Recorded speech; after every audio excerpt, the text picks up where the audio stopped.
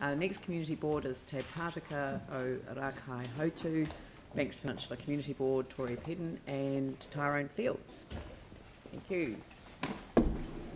Where are you going, Tori? I was in the middle. Tēnā koutou, tēnei ahi ahi. Good afternoon, everyone. Firstly, thank you for this opportunity to talk to you today. It is appreciated. We as a board are generally happy with the direction of this strategy. I am a little concerned that such an important consultation has been shoehorned, squeezed in between many other consultations that are running at the same time. Climate change and its impacts should not be an afterthought. It should be a forethought in everyone's mind. Thank you goes to staff for implementing the climate change impact considerations into every decision-making report we have. If we look at climate change through the lens of everything we do, it is a start in the right direction. With every plan, there needs to be finances put aside for this. Not only do we need dedicated staff time, but we also need to fund resources. Community groups are keen to help in any way they can, but there seems to be a block in the system from having trees available to plant and places and people to plant them. We seem to have a lot of the latter, but our groups are having trouble accessing, buying trees for where they need to go. We have land on Banks Peninsula that would benefit from being planted with native trees, but who should pay for this?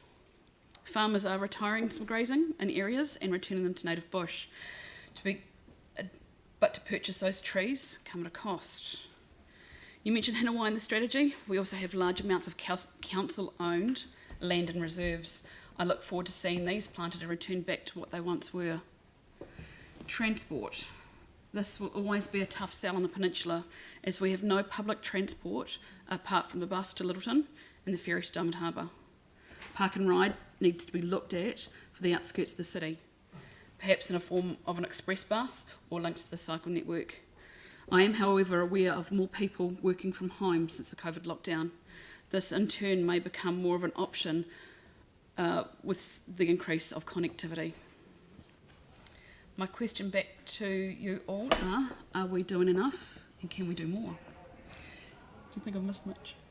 Well, that's about it. Like, I support everything you say on that, obviously, Tori, and our board's very united on that. But like, I just want to sort of try and wrap it up, I suppose, by saying, you know, it is urgent. It's stated in the policy that the problem is urgent. So we talk about a balanced approach. The more we have a conversation about that, that actually undermines the urgency of the task at hand. But there is a requirement for coordination and incentivisation across the board for our city to be able to meet the content of the policy and the interplay between those. You know, and that's all. But the way we plan our LTP, it's the way we represent our communities, all of that stuff. It all interlinks. On the peninsula, you know, like the risks for sea level rise, drought, wildfire, erosion, sedimentation, they are happening now. So we don't have time to sort of dilly-dally around, and we do need the infrastructure and services to combat those to a degree, wouldn't you say? Yeah, and as Tori says, like, we've got lots of volunteers, we've got a habitat to generate change, we've got landowners who are willing to support biodiversity, often without recognition for their efforts or incentives to do that. I mean, they're not opening up their land to dairy farming. And obviously mana whenua, whose kaupapa is kaitiakitanga of our environment. So I heard Bibi and Joe talk about opportunities to reduce food miles, so we've got that, you know, that on the peninsula. You know, there's a real asset there that, you know, we can really coordinate and utilise that asset in the city to be able to reach some of the some of the targets that we have as a city. You know, there are economic growth opportunities contained with that can be carbon neutral, so we don't have to lose out. You know, we don't need to cut things like biodiversity funds, and, you know, let's talk more about things like rail. Like, there's a port in our ward area that has goodness knows how many freight movements along roads every day, and yet, like, the biggest expenditure of this council was roads. Like, we're enabling that. And not talking about things like rail. So, you know, they're the things that are really at the heart of what we see at from the peninsula. That's probably me. Pauline and James. Yeah, thank you. Forgive me, I can't remember, in your LTP submission, did you make a comment on the Biodiversity Fund and our 5% proposed reduction? I'm pretty sure we did. Yeah, I think it was in the submission. From memory? itself, Yeah, rather I than think you just- probably would have. Yes. There's been quite a few people who've requested that we actually double that fund up to 400,000. What's your view on that? Do you think that would be a wise use of council funding? Oh, absolutely. Yeah, exactly. So, I mean, yeah. the benefits outweigh the dollar value that goes into that. Right, thank you. I reiterate, we spend a lot of money on roads in this council, in this city. James? Kia ora kōrua. We've had a lot of presentations by farmers off Te Pātaka or Rākaihautū, and I'm just wondering, you know, you're saying that you want us to provide access to reliable information and support for farmers to reduce their agricultural emissions. Do you have much face-to-face contact with those farmers that you're representing? Yeah. I live in Wairua, and a lot of my neighbours are farmers of the big blocks, and so I know also one of them is on the Water Zone Committee, so therefore they're getting the assessments done of what they can change in the ways they're doing things. So yes, I'm speaking to a lot of the farmers almost daily. I mean, our children go to the same school, play netball together, that kind of thing. So we are having those conversations around the netball court. We are having those conversations on the ground. Yeah, it was more along the lines of, are you getting good engagement from them as a community board on this and other matters? From what we do have, I'm sure you'd know Pam Richardson does represent the farmers and does come along to the board quite regularly and gives us updates and more recently regarding the droughts and how they are affecting the farmers. Well, a lot of our residents are farmers, so and we've got a very engaged ratepayer base, and so they do spend a lot of time face to face. Okay, thanks. Ian? Thank you. Kia ora. And just building on that a little bit in terms of it feels there seemed to be a bit of an anger coming through from a lot of the submissions towards particularly the land drainage thing. Mm-hmm. And obviously farmers do a heck of a lot in terms of their own land and maintaining biodiversity and all that stuff.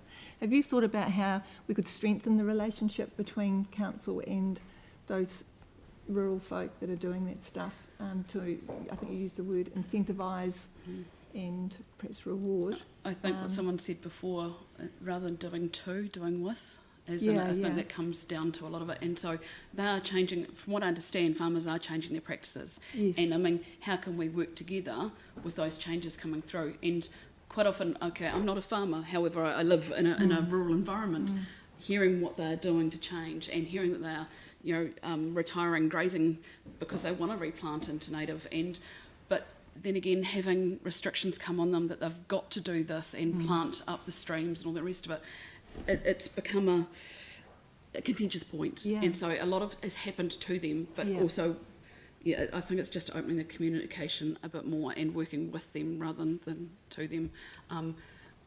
We did discuss the land drainage from a board point of view, and I think it does need to be looked at a bit further. They're not against it. I don't think anybody's against it, but just the mechanism which it's being rolled out is just a bit, right. Yeah. Not many cities have residents who have 100 hectare blocks of land within the city, but it's often, as you say, do with rather than to. We often find that our residents, some of our residents are sort of here, pay some extra money because you've got quite a bit of land, but there's no, you're doing all this good work with biodiversity. How about some relief for that? They just do it because they care. But without incentivisation, imagine what they could do with incentivisation. Yanni? Yeah, just in your submission, you talk about the Whakaora Healthy Harbour. How do you see that program working at the moment, and do you think there's any need to review it or to put additional resource to support it? Definitely additional resource. It is pretty well resourced, and it's a really good collaboration between the 4 stakeholder partners in it. I see it working very, very well. There's a very dedicated bunch of mostly volunteers doing a lot of good planting around Whakaropo, Littleton Harbour, and it's making a difference. We know that from the engagement that we've had from Ngāti Whiki. I would say we can always do more. How long is a piece of string? But Pauline talked about doubling the biodiversity fund. We need to do whatever we can within the bounds of our resource, and that's not monetary resource, just the resources that we have, to be able to strengthen that type of program. It's a very well organised affair for sure. Can I just ask a quick question before the zero comes up? Just this is in relation to the Program 3, Proactive Climate Planning with Communities, which highlights the need to work with communities on Banks Peninsula to develop responses to localised climate issues such as threats to water supply, increased wildfire risk and erosion. This is the thing that worries me the most about Banks Peninsula, and I just wonder whether it's been called out sufficiently. It hasn't even warranted a next step for council. So is that something you'd like us to put a little bit more thought and effort into? Yes, and there's also a bit of activation is actually happening on the ground in the communities. I know I'm working with community preparedness. I mean, there's no such thing as civil defence sort of thing anymore. I think people relied on what civil defence perhaps once were. However, having community having their own preparedness plans is something we are working on the ground. And so I can say yes, that got halted last year, obviously with everything else that got halted last year. However, that is in our thoughts with having all these fires, now drought and flooding and all that kind of different effects. It affects different valleys, settlements, quite a big range. Yeah, I So think, no, we I mean, I are always aware say of that, and we are working on that, and we have actually had some local staff time being put into that as well. Good, because But we also need the breathing space to have a more considered approach to things of this import. But we're actually, what Tori opened with is that we're actually being asked to do, 3 or 4 different processes all at once, which actually means that some things, we don't necessarily give as much focus on, or time and focus or energy on some things. Some of them are joined up though. Yep, so sure. I always Yep, say no, that civil totally. defence is a way of working. It's not an organisational No. structure, and it is very community focused. In Europe they call it civil protection. So I think we've got a bit of work to do in that space. But thank you very much for your submission this morning and this afternoon. Sorry, it's been a long day. I will and thank you for responding to the questions. Thank you. Got it. Thank you. Cheers. Thank you. Next is Waipuna Horsewall